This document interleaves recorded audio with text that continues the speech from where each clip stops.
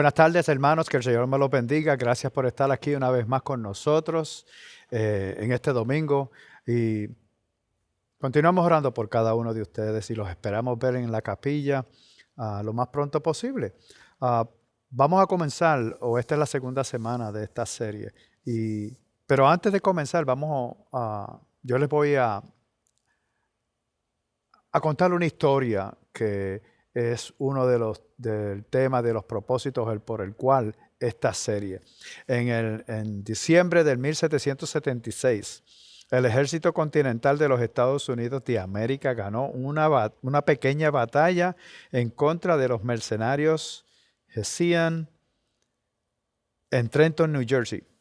Y esta es una guerra famosa y está representada en una famosa pintura por Emmanuel Luzzi, titulada Washington Crosses the Delaware, queriendo decir que el general Washington cruzó el río Delaware en New Jersey. Y en realidad esta batalla significó mucho para el ejército continental, pues revive su espíritu para continuar la resolución y la determinación de los Estados Unidos en tener una victoria en esta guerra. Sin embargo, fue una gran victoria que probablemente no hubiera sucedido, y les explico por qué. Se suponía que fuera un ataque de sorpresa en la madrugada del domingo 26 de diciembre. El plan era que Washington y sus tropas sorprenderían a los mercenarios de Hessian mientras ellos dormían después de la celebración de la Navidad. Pero ellos estaban tarde y dos secciones del ejército no pudieron cruzar el río Delaware. Y sobre esto, la noche antes, un espía infiltrado en el ejército continental había enviado una carta al coronel de los mercenarios, Johann Rall. La carta explicaba el plan del ejército continental de cruzar el Delaware y sorprenderlos y capturar sus tropas mientras ellos dormían. Esta carta hubiera ayudado a esas tropas a fortalecerse y mantenerse alerta, queriendo decir, si ellos hubieran leído esta carta, ellos se hubieran preparado y hubieran estado preparados esperando a que Washington y sus tropas llegaran. Pero no sucedió. No sucedió así. ¿Por qué no sucedió así? Pues porque el coronel puso la carta en el bolsillo y nunca la abrió, nunca la leyó. Y para más decirte, el coronel Rall fue el primero que murió en acción en ese mismo día. Y la carta fue encontrada en su persona sin ser abierta. Él la recibió la noche antes y la puso en su bolsillo de su chaqueta y no la leyó sin leerla. Y este error, es un error, este error pequeño causó un gran desastre, unas consecuencias grandes. A lo mejor cuando él recibió la carta, estaban celebrando Navidad, la puso en el bolsillo y dijo, yo la leo después de la Navidad. Lo que quiero dejarles saber es que este pequeño error llevó al ejército continental a una victoria y renovó el vigor para proseguir con la guerra revolucionaria. Tenemos que darnos cuenta que a veces nuestros pequeños errores traen unas consecuencias grandes. Y eso es uno de los temas principales de esta serie que nosotros estamos tratando, de abrir nuestros ojos, entendimientos para que nosotros podamos hacer lo correcto y no cometer pequeños errores. Y hablando de errores, déjame hacerte un cuento. Había un día de lluvia en una base naval, al frente de una cantina. Se encontraba un señor con una caña pescando en un charco que se encontraba, porque acuérdate que estaba lloviendo bien severamente, estaba lloviendo mucho, y había un charco al frente de la cantina y él se puso a pescar ahí. Entonces apareció de momento un piloto de esos de aviones de guerra y lo vio y dijo, ay, qué raro, pescando en ese charquito ahí y ahí no hay peces ni nada. ¿Qué le pasa a este tipo? Este es un marino de esos viejos tontos que no sabe lo que está haciendo. Pero al verlo, pues él como que se paró y fue para atrás donde el Señor antes de entrar a la cantina y le preguntó, ¿qué está haciendo? Y él le dijo, estoy pescando. Y ese pescando ahí volvió otra vez, qué tonto, ¿cómo vamos a estar pescando aquí? Iba a entrar a la cantina, pero de momento regresó para atrás y habló con él. Le dijo, oye, te invito a un trago aquí en la cantina. Ven y entra, que está lloviendo. Y vamos a darnos un trago de whisky. El señor le dijo, ok, no hay problema. Puso la caña en el suelo y se fue con el piloto. Allá en la barra, mientras estaban sentados tomándose su traguito de whisky, el piloto quiso romperle el hielo y hacerle una pregunta, entablar una conversación, y se vira de lado y le dice al marino viejito tonto que él pensaba, y le dice, oye, ¿cuánto has pescado? El marino se miró para atrás y le contestó, ahora mismo tú eres el número 8. Sí, a lo mejor era tonto, pero la cuestión era que ya habían ido 8 personas que lo habían llevado y le habían comprado su traguito y ya estaba casi medio mareadito. Bueno, ok, vamos a empezar con esta segunda semana de esta serie de Jesús que se titula Jesús Primero, la que se basa en un estudio de la carta escrita por Pablo a la iglesia de Colosas. Y estamos yendo de sección en sección estudiando la carta a los colosenses. Esta carta fue escrita por el apóstol Pablo a la iglesia de Colosas y él escribió para corregir ciertos errores que ellos estaban cometiendo y para más decirte 4 elementos en específico que ellos estaban haciendo incorrectos, los cuales si los unimos todos se les ha dado el nombre de herejía colosense. Herejía. ¿Qué quiere decir?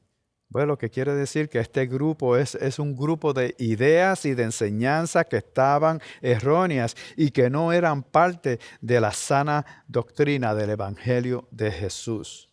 No era una doctrina trana y estaba infiltrando a su iglesia y los estaba como desviando de la verdad de lo que verdaderamente el Evangelio de Jesús quiere decir y hace.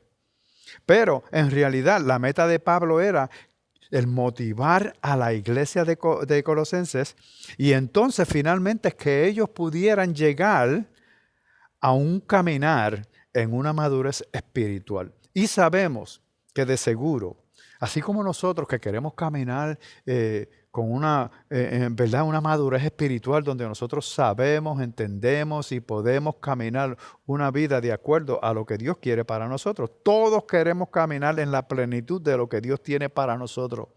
Queremos cumplir nuestros propósitos, queremos una vida llena de propósitos, pero cumplidos. Y nosotros deseamos la satisfacción de nuestro corazón cuando nosotros estamos en los caminos del Señor y estamos satisfechos porque hemos entendido cuál es el plan de Dios para nosotros, el propósito, y sabemos que hemos escuchado que nosotros hemos sido creados a propósito, con un propósito, y es llevar el reino hacia adelante, llevarlo a todo lugar y ser testimonios. Y la historia de nosotros puede ser el motivo por el cual otras personas pueden venir a los caminos del Señor y echar hacia adelante, echar el reino hacia adelante. Pero, ¿cómo nosotros llegamos ahí? Es la pregunta. ¿Acaso eso es algo que nosotros podemos trabajar nosotros mismos? Yo no creo. Así que ahí era donde ellos se estaban metiendo en problemas porque estaban permitiendo que entraran doctrinas falsas o doctrinas que no eran verdaderas, erróneas y que no estaban de acuerdo o a la par con el Evangelio de Jesús. Ellos estaban tratando de hacer las cosas que los cambiaría de afuera hacia adentro. De afuera hacia adentro. Pero esa no es de la manera que podemos cambiar. No. Así que no es como nosotros lo debemos de hacer. Si nosotros en la semana pasada escuchamos en Colosenses capítulo 1, versículo 10 que dice, para que anden como es digno del Señor, haciendo todo lo que le agrada. Nosotros, en realidad, el Evangelio quiere que nosotros caminemos o andemos dignos del Señor, haciendo todo lo que le agrada a Él. Eso es lo que nosotros queremos. Y para poder hacer esto, Jesús nos cambia de adentro para afuera, no es de afuera para adentro. No es como tú viste, como tú caminas, como tú te peinas el pelo, como qué zapatos tú usas. No, nada de eso. Él quiere en realidad venir dentro de ti y empezar a cambiar tu corazón Y ahí es donde ellos estaban cometiendo el error. Jesús nos cambia de dentro hacia afuera. Y esta es una fórmula que vas a ver a través de toda esta serie hasta que la terminemos, que es bien fácil. Dice, Jesús más todo es igual a nada. ¿Qué quiere decir esto? Pues lo que quiere decir es que si nosotros venimos a los caminos del Señor, aceptamos a Jesús como nuestro Salvador y entonces tratamos de mantener bajo nuestra posesión, de nosotros tener las casas, la fama, el dinero, muchísimas otras cosas más que nos pueden desviar del verdadero evangelio. Entonces a lo último pasamos a que no tenemos nada. Mas sin embargo, la otra fórmula es esta: Jesús más nada lo es todo. Queriendo decir que Jesús es nuestro creador, Él es nuestro proveedor, es el que nos protege, es el que nos da favor, Él es el que nos encamina, Él es el que nos da el poder para nosotros seguir luchando hacia adelante. Y por causa de que Jesús y nosotros reconocemos de que nada nos pertenece a nosotros, todo es dado por medio de Jesús. Jesús es el todo para nosotros, entonces lo tenemos todo. Y esa es la clave que nosotros vamos a estar estudiando poco a poco, semana a semana, sabiendo de que no queremos cometer pequeños errores que traigan grandes consecuencias. Y esta carta es tan maravillosa. Bueno, seguro es maravillosa porque fue inspirada por Dios. Y es tan natural que es perfecta. ¿Perfecta para quién? Perfecta para aquella iglesia que el Señor estaba cuidando y bendiciendo y quería echarlos hacia adelante, como hoy día a cada uno de nosotros. Nosotros leemos estas cartas y lo hacemos, meditamos en ellas y decimos, ¿qué yo estoy haciendo? ¿Correcto o incorrecto? Yo no quiero cometer pequeños errores que me lleven a una pérdida o a unas consecuencias grandes. Sí, Pablo le iba a hablar a los colosenses y a nosotros sobre en qué creer y cómo vivir. So iba a traer un poquito de teología y también ética. Él iba a corregir donde ellos y nosotros estamos equivocados o erróneos.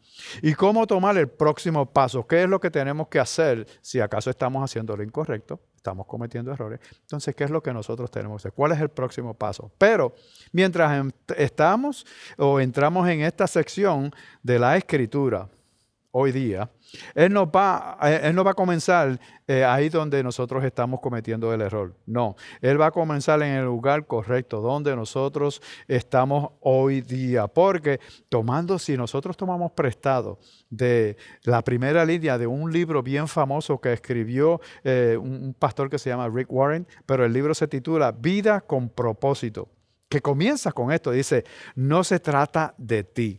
La mayoría de nuestras dificultades vienen por causa de cómo nosotros vivimos nuestra vida, que vienen con la idea de que nosotros vivimos nuestra vida creyendo que todo es de nosotros. Todo es para nosotros. Nosotros somos los primeros, nosotros somos los segundos, nosotros somos los terceros. Y todo se relaciona con nosotros. Entonces, también aprendemos la verdad de que no vas a poder encontrar, ni vas a poder caminar, ni experimentar lo mejor de la vida que Dios tiene para ti, o tu propósito en tu vida, hasta que tú reconozcas que la vida cristiana se trata y es sobre Jesús primero. Porque todo es por Jesús y en Jesús. Para más decirte, si nosotros vamos a la carta de Romanos capítulo 11, versículo 36, dice, porque de Él y por Él y para Él son todas las cosas. Él no dice ciertas cosas, Él no dice la mayoría de las cosas. Él dice que porque de Él y por Él y para Él son todas las cosas. A Él sea la gloria para siempre. Amén. Sí. El final primordial del hombre y de la mujer es la gloria de Dios. Quiero que entiendas eso. La gloria de Dios. Ese es el final primordial de cada hombre, de cada persona, de cada mujer, de cada niño. Sí, todo se trata sobre Él, sobre Jesús. La clave de la vida es tener a Jesús en el lugar correcto. Pablo comienza su argumento en esta carta con la preeminencia de Jesús. ¿Quién verdaderamente Jesús es? ¿Qué Jesús tiene que nosotros nos interesa y que debemos de ponerlo primero? Sí, Jesús tiene que ser primero en todo. Y Pablo lo que hace es que dibuja una imagen de Jesús en su plenitud, en todo lo completo que Él es. Él enseña que Jesús es supremo en creación, que eso lo vamos a ver en el versículo 15 al 18, la primera parte, y después en su redención, que vamos a ir desde el 18 hasta el 20. Pero vamos a comenzar con el capítulo 1, versículo 15, para que nosotros podamos entender. Now, si tú tienes tu Biblia y la puedes abrir en Colosenses capítulo 1, el versículo 15, sería más fácil mientras yo leo y tú lees a la misma vez para que puedas entenderlo de la manera correcta. ¿Ok? So, comencemos. Verso 15 dice, Él es la imagen del Dios invisible. So, Cristo Jesús es la imagen de el Dios invisible. En Jesús nosotros podemos ver la completa personificación de la naturaleza de Dios. Dios es invisible. Todo aquello que es posible de creer porque Dios es invisible, lo podemos ver en Jesús y podemos creer por medio de Jesús. En Hebreos capítulo 1, versículo 3 dice, Él es el resplandor de su gloria. ¿De quién? De su gloria. ¿Quién es su gloria? Pues Dios Padre. Él es el resplandor de su gloria y la expresión exacta de su naturaleza, de la manera que Dios es. Y sostiene todas las cosas por la palabra de su poder. Después de llevar a cabo su purificación de los pecados, el Hijo se sentó a la diestra de la majestad en las alturas. Queriendo decir que después que toda la ira del Señor cayó sobre Jesús para purificar todos los pecados que nosotros hemos cometido, entonces Él vino y lo sentó a su diestra, lo sentó al lado. Pero más tarde vamos a ver qué pasó cuando lo sentó al lado de Él. Si continuamos con el versículo 15, dice, el primogénito de toda creación. Sí, no es que Él es la primera creación, porque sabemos que Él no es la primera creación. Adán fue la primera creación, pero que Él es el heredero y podemos acordarnos del Salmos 89, 27, que dijo que Dios prometió, dice, Dios promete un rey por medio del linaje de David. Del linaje de David iba a venir un rey, iba a venir una persona, iba a venir un bebé que iba a ser un rey. Y sabemos quién es el rey. Jesús es el rey. Por eso es que nosotros tenemos que ponerlo a Jesús primero. Pero si vamos al versículo 16, dice de esta manera, porque en Él fueron creadas todas las cosas, tanto en los cielos como en la tierra, visibles e invisibles, ya sea tronos o dominios o poderes o autoridades, todo ha sido creado por medio de Él y para Él. So, Jesús es el arquitecto de toda la creación. Él es el diseñador y constructor. Y si nos podemos ir un poquito más allá, más íntimamente, Jesús es el artesano de la creación. Él te engendró, Él te forjó, creó, te modeló. Él es el perfecto maestro artesano que ha moldeado con sus propias manos tu personalidad. En realidad, piénsalo bien, todas las cosas fueron creadas a través de Él y para Él. Él tiene la última palabra en nuestras vidas. Él es el último manual de instrucciones. Todo lo que tú quieres saber, todo lo que tú necesitas está aquí en esta Biblia. Y sabemos que es Padre, Dios Hijo, Dios Espíritu Santo. Todos ellos se componen en uno. Por eso es que nosotros tenemos que poner a Jesús primero, porque Él es nuestro Dios, Él es nuestro Salvador, Él es nuestro Redentor. En realidad, si nosotros pensamos, y todas las cosas fueron creadas a través de Él y para Él, Él tiene la última palabra. Y Él es el último manual. Él es el que nos guía y nos deja saber todo lo que nosotros tenemos que hacer. Y si tú quieres experimentar lo mejor que la vida te puede ofrecer, es por medio de trabajar con Dios, trabajar con Jesús, trabajar para Él y trabajando bajo la causa viva, conmovedora de toda la creación. Porque hay un motivo. En el versículo 17 dice, y Él es antes de todas las cosas, y en Él todas las cosas permanecen. Todo lo que existe. No sucede nada a menos que Él lo permite. Jesús no fue creado. Él entró en creación como un bebé completamente Dios y completamente ser humano para hacer lo que nosotros no podíamos hacer por nosotros mismos. Pero Él siempre estuvo presente desde la misma creación. Y recuerda, tú tienes que acordarte lo que Dios dijo. Dice, cuando Él creó a Adán, Él hizo un pedazo de tierra y es la forma de un cuerpo y dijo, hagamos al hombre a nuestra imagen y semejanza. Jesús estaba allí con el Padre. Si vamos a Hebreos capítulo 1, versículo 2 dice, y en estos últimos días Dios nos ha hablado por su Hijo, a quien constituyó heredero de todas las cosas por medio de quien hizo también el universo. So, imagínense, todo lo que ha creado. Yo no sé si ustedes alguna vez se han acostado y han mirado hacia arriba y miran todas las estrellas y han puesto atención en las clases de ciencia y estamos hablando de las galaxias, estamos hablando de todos los planetas, todas esas cosas, ese universo fueron creados por el Padre. Y Cristo Jesús estuvo allí. Y Él es la fuerza que sostiene el universo en su lugar, trabajando perfectamente. Todo se mantiene junto por su agencia y por su ministración. Él ministra todas las cosas, incluyendo nuestras vidas. En el versículo 18, vamos a regresar a Colosenses, dice, Él es también la cabeza del cuerpo que es la iglesia. Ok, ¿quiénes son la iglesia? Bueno, si sabemos que Jesús es la cabeza y la iglesia es la cabeza, si tú has conocido a Cristo Jesús como tu Salvador, entonces tú eres parte de esa iglesia. Tú eres parte de ese cuerpo. Jesús es el creador y la cabeza de la iglesia.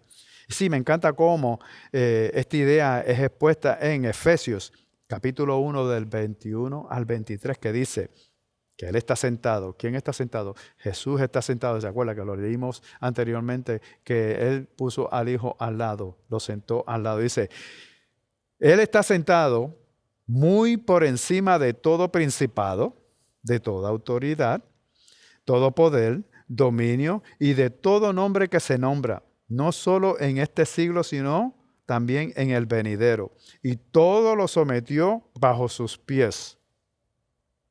Y a Él le dio por cabeza sobre todas las cosas a la iglesia, la cual es su cuerpo, la plenitud de aquel que lo llena todo en todo.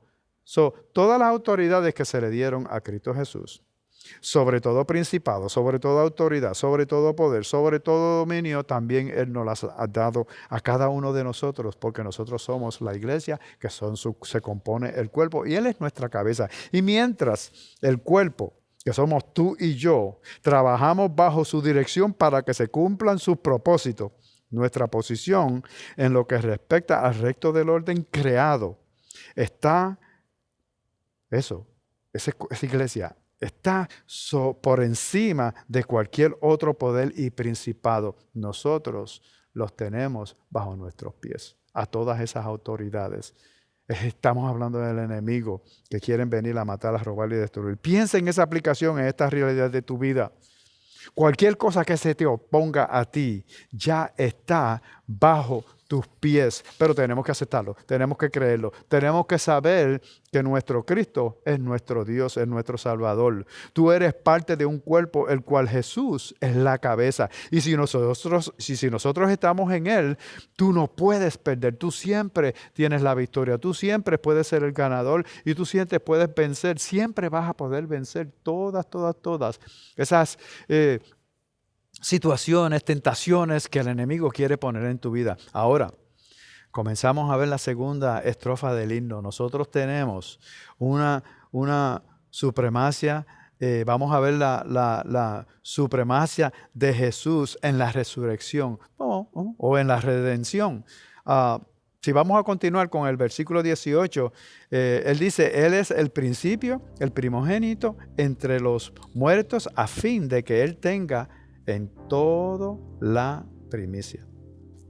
Él es el principio, el primogénito de entre los muertos, a fin de que Él tenga en toda la primicia. Él tenga en todo la primicia. Lo primero es Él. Por eso es que esto se llama Jesús primero, porque Él tiene que ser primero en todas las áreas de nuestra vida. O sea, Él siempre es primero. En Jesús hay una nueva creación, especialmente en su resurrección. En 2 Corintios, capítulo 5, versículo 17, dice: de modo que si alguno está en Cristo, nueva criatura es. Las cosas viejas pasaron, ahora han sido hechas nuevas. En realidad lo que quiere decir es que nosotros vivíamos una vida descarriada. Y a nosotros reconocer que estábamos descarriados, que estábamos a punto de recibir nuestro castigo, lo que nos merecíamos por causa de nuestros pecados. Cuando Cristo Jesús vino a nosotros escuchamos la palabra, nos trajo a convicción, arrepentimiento, aceptamos el mensaje de salvación, aceptamos a Jesús como nuestro Salvador, nuestros pecados fueron perdonados y desde ese momento en adelante empezamos con una vida nueva. Todas las cosas ya pasaron. Ahora han sido hechas nuevas. En esta nueva creación nosotros vivimos bajo un nuevo pacto de la gracia de Dios. Cada mañana la gracia se renueva en nuestras vidas y cometemos errores, nos arrepentimos, nos confesamos y entonces Él viene y derrama su gracia sobre nosotros, nos perdona y nos sana. Sí, por causa de esa gracia y por causa de esa resurrección de Jesús, que fue el primero que resucitó de entre los muertos, eso nos garantiza a nosotros que en el futuro nosotros también vamos a tener una resurrección. Jesús es la causa de un movimiento que nos rescata del pecado, nos trae. Y ya acuérdense que hemos leído que Él vino e hizo todo lo que tenía que hacer para que nosotros seamos justos ante el Padre. Pero miremos esto, lo que dice: Jesús es primero. Él es quien gobierna nuestras vidas, Él gobierna todas las cosas. Vamos al versículo 19 que dice: porque agradó al Padre que en Él, en Jesús, habitara toda la plenitud, y por medio de Él reconciliar todas las cosas consigo, habiendo hecho la paz por medio de la sangre de su cruz, por medio de Él, y repito, ya sean las que están en la tierra o las que están en los cielos. Jesús hizo lo que nosotros no podíamos hacer por nosotros mismos. Él fue perfecto por donde nosotros no fuimos perfectos. Él es nuestra perfección. ¿Okay? Él fue perfecto donde nosotros no lo fuimos. En morir en la cruz y resucitar de nuevo, Él inauguró un reino, el reino de Dios para cada uno de nosotros. Él gobierna la tierra y lo que se perdió por causa de Adán fue restaurado a través de la persona de Jesús. Por eso es que Jesús tiene que ser primero. Y es maravilloso cómo Pablo hace esto. Así que Él comienza estableciendo cómo vamos o cómo nosotros vemos a Jesús. Él escribe una verdad teológica masiva para que podamos comprender el conocimiento de Dios. Y después, Él se vuelve y aplica todo lo que acabamos de leer directamente, derechito a donde nosotros estamos viviendo y donde tú estás viviendo.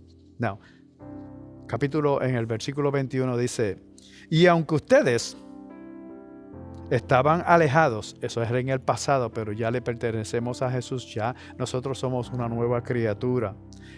Él dice: aunque ustedes antes estaban alejados y eran de ánimo hostil, ocupados en malas obras, nosotros vivíamos haciendo lo que era incorrecto, cometiendo errores que nos traían grandes consecuencias. Y nosotros entonces ya eso era anterior. El pecado, nosotros tenemos que entender que el pecado corrompe lo que nosotros creemos y lo que nosotros hacemos. Por eso es que batallamos diariamente, tenemos que vencer nuestra naturaleza pecaminosa, que cree y actúa de una manera que es lo contrario al diseño de nuestro Creador, de nuestro arquitecto y artesano. Tenemos una batalla, pero nosotros podemos vencerlo porque acuérdate que todo se nos ha puesto bajo nuestros pies, como el cuerpo de la iglesia. No hay nada que tú no puedas vencer. La cuestión es que nosotros, así como los colosenses, ellos ellos abordan lo que ellos creían o estaban creyendo que era la teología, y de la manera que ellos estaban viviendo o actuando, que eso es ética, ellos empezaron a hacer lo correcto, empezaron a cambiar. La carta le estaba dejando saber todos los errores que ellos estaban cometiendo, que podían o que traían grandes consecuencias.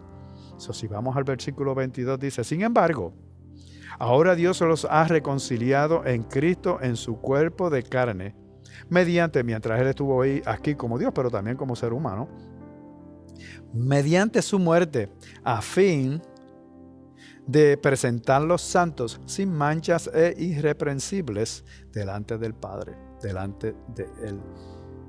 A la vez que nosotros venimos a los caminos del Señor, lo aceptamos como nuestro Salvador, lo ponemos a Él primero, somos obedientes y hacemos lo correcto, entonces así es que nosotros vamos a ser presentados santos, sin manchas e irreprensibles al frente de Él. Sí. Y a la luz de esto que hemos visto, de quién verdaderamente Jesús es, pasamos a creer que Jesús pagó la pena por nuestros pecados para hacernos justos ante Dios. Nosotros confiamos en Jesús como nuestro Salvador.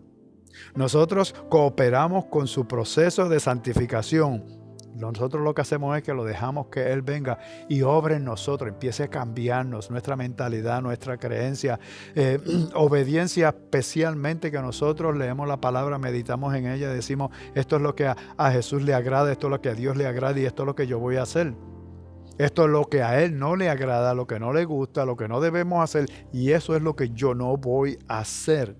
Nosotros cooperamos con su proceso de santificación. Nosotros no nos santificamos a nosotros mismos. No podemos, no hay ninguna manera que tú puedas santificarte tú mismo. Eso le pertenece a Jesús y es el único que puede hacerlo en nuestra vida. Él nos cambia de adentro para afuera. Versículo 23 dice: esto Él hará. Lo va a hacer ahora, pero también en el futuro.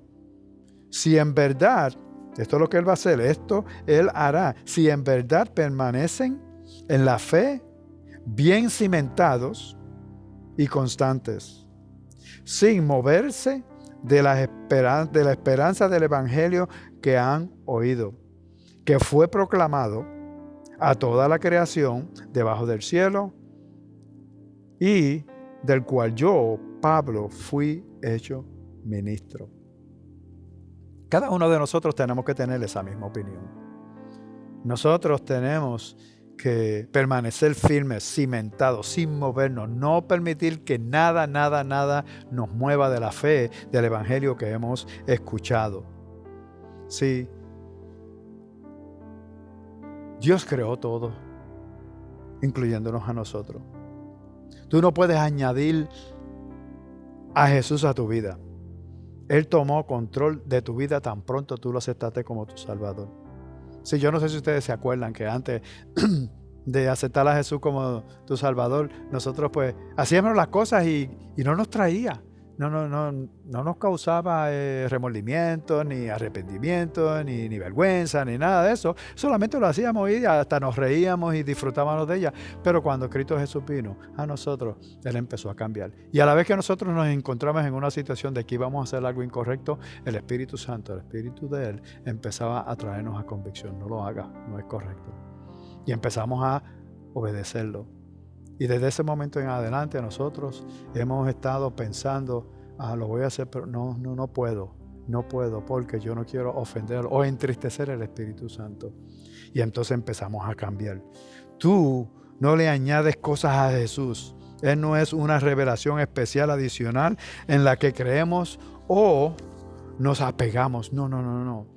No son cosas adicionales o rituales que tú tienes que hacer para poderte ganar el amor de Él. Es simplemente Jesús. Jesús es el primero. Jesús es preeminente. Confía en Él. Camina con Él. Observa cómo Él empieza a transformar tu vida de adentro hacia afuera. Observa cómo Él te lleva a todo lo que Él tiene para ti en esta vida. Y te aseguro que te vas a gozar. Y a veces en momentos tenemos que sufrir. Pero eso es parte de nuestro caminar Espiritual porque sabemos que tenemos un enemigo. Acuérdense que desde el principio el enemigo quiso destruir al ser humano, que Dios le dio autoridad sobre todas las cosas. Y así mismito la perdimos, pero así mismito por medio de Cristo Jesús nosotros la ganamos una vez más. Y todas las cosas están bajo nuestros pies. Todas las cosas que se te pueden oponer, todas las cosas que el enemigo quiere desviarte de la plenitud de Cristo Jesús, nosotros tenemos control sobre ella. En esta tarde, yo solamente quiero dejarte saber de que Cristo tiene que ser primero en tu vida, siempre, todo momento, desde por la mañana que te levantas hasta por la noche que te acuestas. Y después vuelves otra vez, una vez más, Señor, me entrego a ti.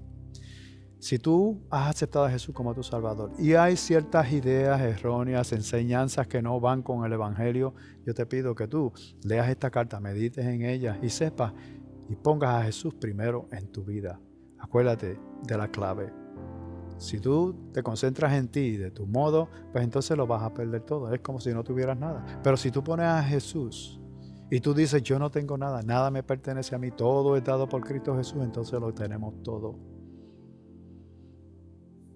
Déjame hacer 2 oraciones que quiero hacer por ti. Una para aquellos que conocen al Señor y están escuchando esas enseñanzas erróneas, para que pongamos a Jesús primero en todo. Y después, para aquellos que no han aceptado a Jesús como su Salvador, han escuchado este mensaje de que en realidad, si Él fue el que me creó y Él controla toda mi vida y Él es el que me puede dar favor, Él es el que me cuida, Él es el que me protege, el que me provee, entonces, dale una oportunidad. Acuérdate que Él pagó por todos tus pecados. Oremos. Padre, en el nombre de Jesús, yo te pido a todos aquellos que han escuchado este mensaje, que tú le des ese deseo, ese ánimo de poner a Cristo Jesús primero en sus vidas y entregarle todo, dejarle saber de que todo lo que ellos tienen, han tenido y van a tener, todo viene de parte de ti. Y que queremos, Padre, reconocerte como nuestro Dios y Salvador, el que nos va restaurando, el que nos va transformando de adentro hacia afuera, no de afuera hacia adentro. Padre, bendícelos, cuídalos y protégelos. Ahora yo quiero orar por aquellas personas que no han aceptado a Jesús como su Salvador. Si ese eres tú, entonces déjanos saber que hiciste esta oración. Repite conmigo. Y si acaso en la pantalla hay una que dice levanté mi mano, solamente envía un mensaje de que tú levantaste tu mano al número de que hay en la pantalla y así pues puedes dejarnos saber y nosotros comunicarte contigo para ayudarte a crecer. Pero repite conmigo esta oración. Gracias, Jesús, por haber ido a la cruz del Calvario, por haber muerto por mis pecados, por haber sido perfecto cuando yo no soy perfecto, pero lo hiciste por mí. Me arrepiento, te pido que me perdones y que desde este momento en adelante tú me ayudes a vivir de acuerdo a tu voluntad. Te acepto como mi Salvador. Gracias, Jesús, en el nombre de Cristo Jesús. Amén. Si ese fuiste tú, gracias una vez más. Déjanos saber. Que el Señor los bendiga y nos vemos la próxima semana. Amén. Gloria a Dios.